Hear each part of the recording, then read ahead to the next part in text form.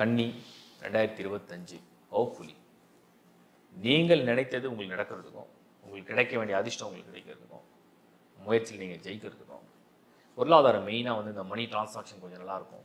அதிர்ஷ்ட வாய்ப்புகளை சில பேர் தேடுவாங்க. எனக்கு ஏதாவது அதெல்லாம் ஜாக்பாட் அடிக்குமா, லாட்ரி அடிக்குமா, அந்த மாதிரி ஏதாவது அதிர்ஷ்ட வாய்ப்புகள்லாம் கிடைக்குமா, அது கிடைக்கிற வாய்ப்பு உண்டு. மெயினாக ரிலேஷன்ஷிப் சைடில் நிறைய பேருக்கு வந்து திருமணம் எப்படியாவது இந்த வருஷம் பண்ணிடணும், எனக்கு குரு பார்வையும் இருக்குது அப்படின்னு நம்புவீங்க. அதுக்குறான வாய்ப்புகளும் உங்களுக்கு வந்து நிச்சயமாக உண்டு.